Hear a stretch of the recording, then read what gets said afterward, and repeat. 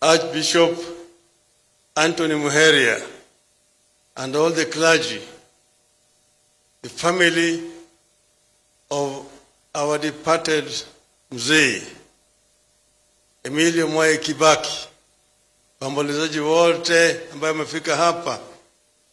God is good and all the times. Asanteni sana. We have come, as I said yesterday, to take final farewell to a great Kenyan patriot. Now, I want to say a few things today about Mwai Kibaki. I want to say that the life and history of Mwai Kibaki is very much contemporaneous with the history of independent Kenya. Because as we said, Kibaki resigned from teaching to come and join the liberation movement. He was the chief executive officer of the most vibrant national movement for liberation, KANU. And in the elections of 1963, KANU won the elections, beating the then opposition KADU.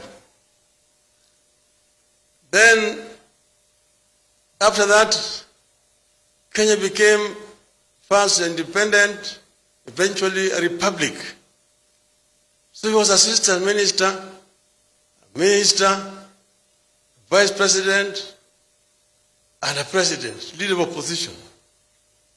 But development in Kenya after independence are very much akin to what took place in the rest of the African continent. The constitution that brought independence was a fairly liberal constitution with a devolved system of government called Majimbo. Through a series of amendments, Majimbo was disbanded. Then also several amendments were introduced to the constitution, which basically removed power from the periphery to the center. We ended up with a very authoritarian, or what we call imperial presidency. To cap it all, in 1982, they brought Section 2A, which introduced a single-party system. They was introduced by the then Minister for Justice and Constitutional Affairs, our late friend Charles Njonjo.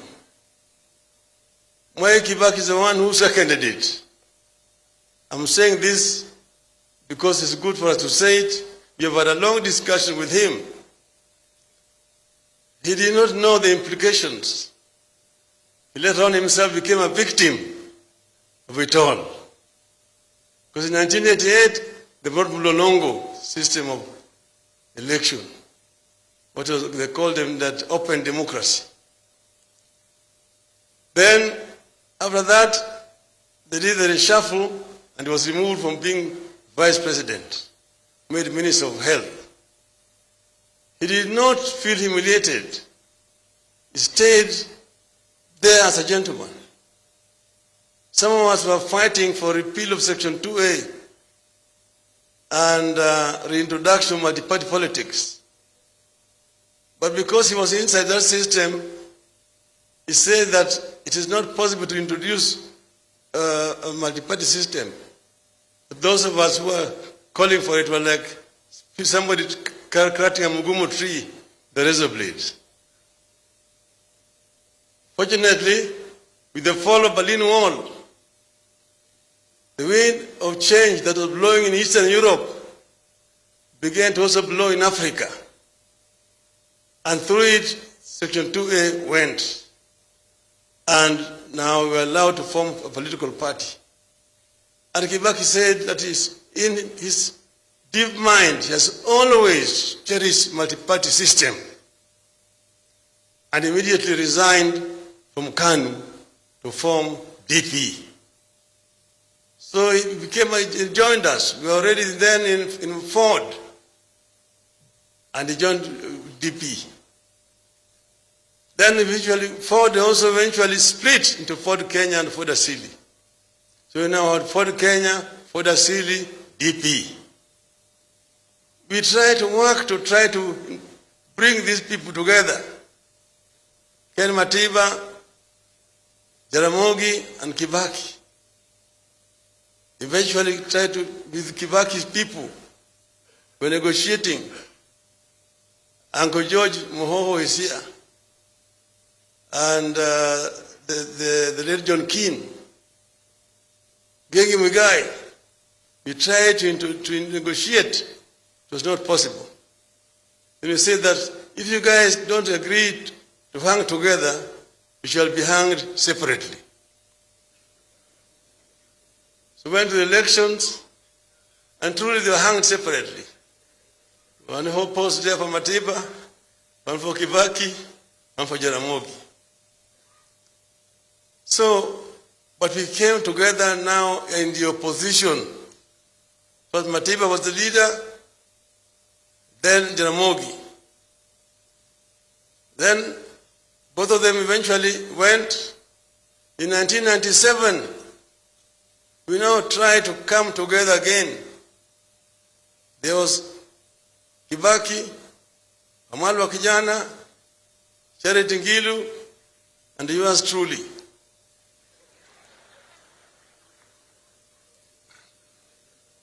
To try to come together.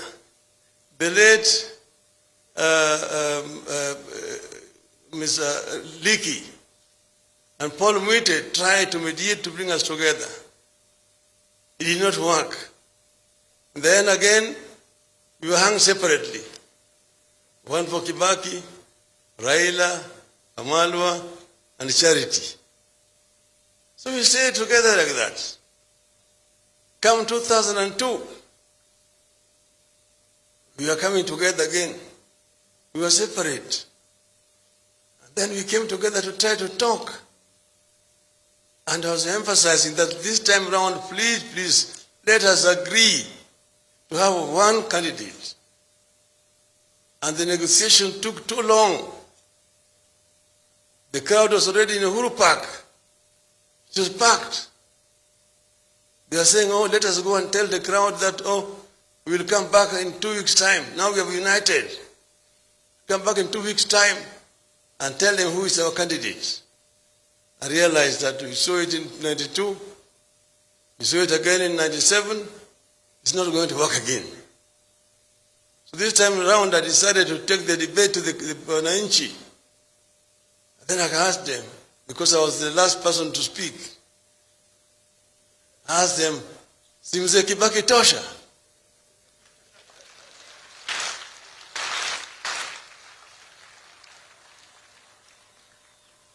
And the crowd roared back, Kibaki tosha, na wakaanza kuimba, yote yawezekana bila Moi.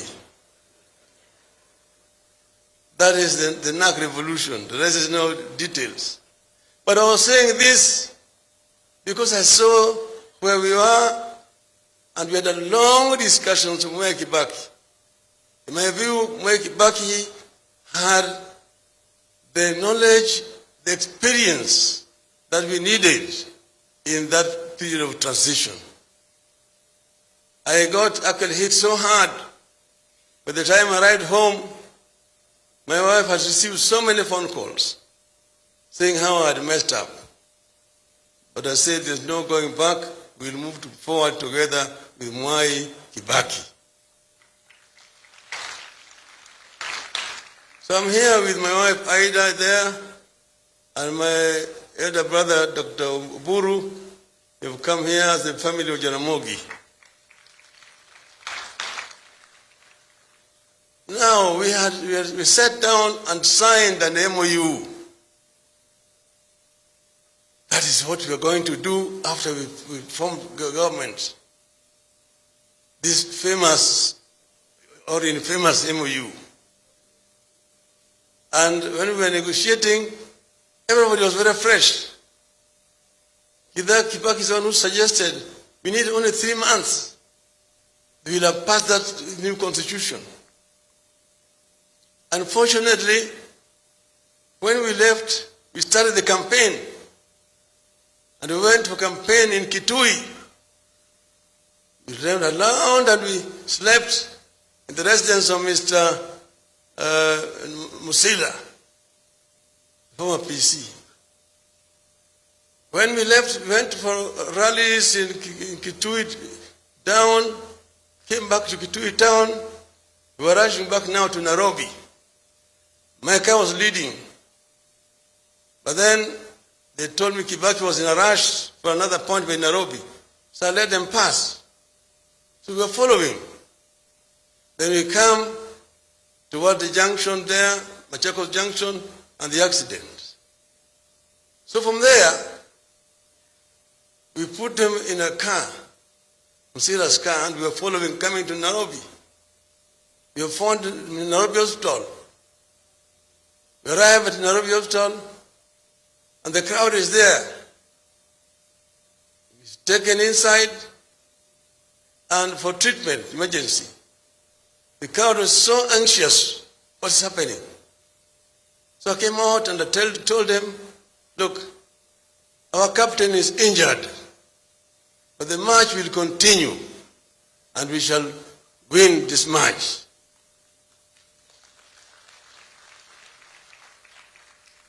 And after that, we evacuated Kibaki to London for treatment.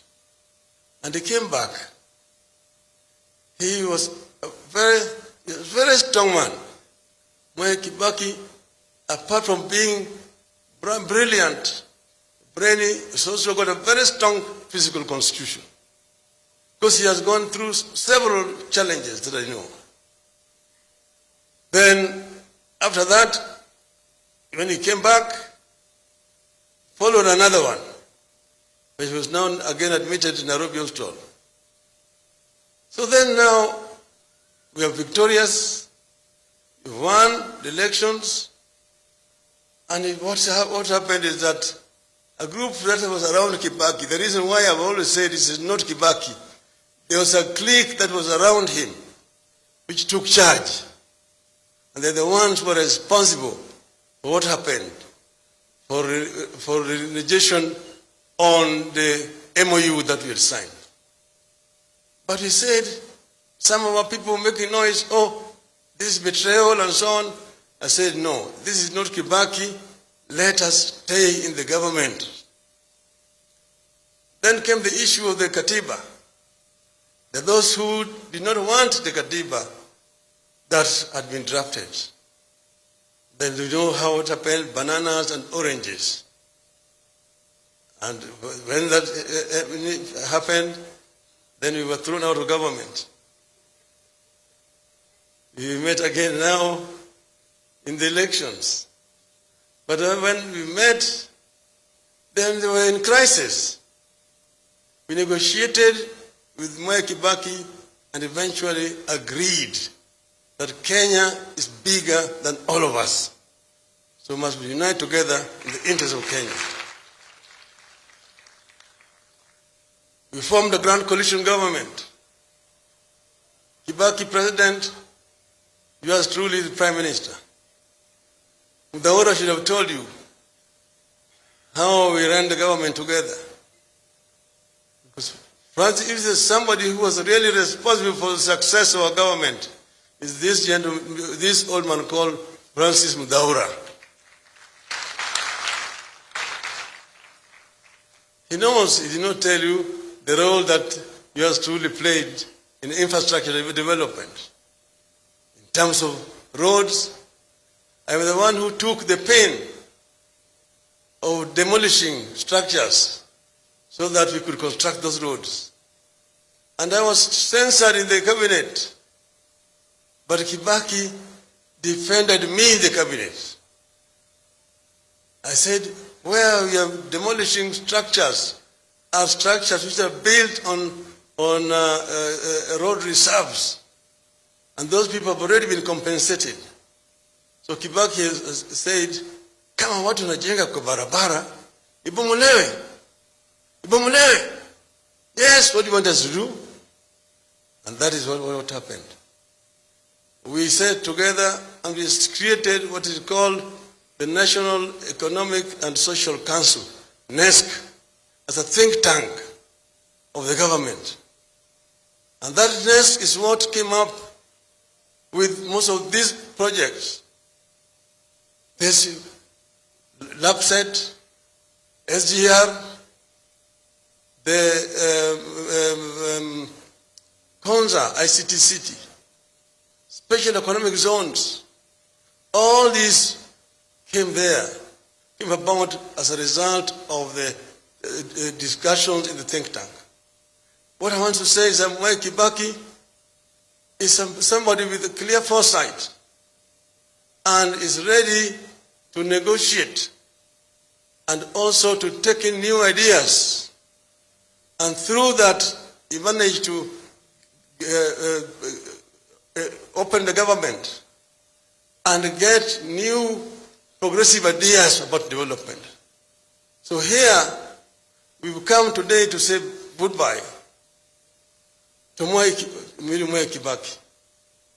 He was transformative. He came up with progressive ideas and he was able to bring all of us together and create a team that was ready to work for Kenya and say that Kenya first, everybody else is second. And therefore, we are paying a tribute to a great Kenyan leader. Fare thee well, Mwai Kibaki.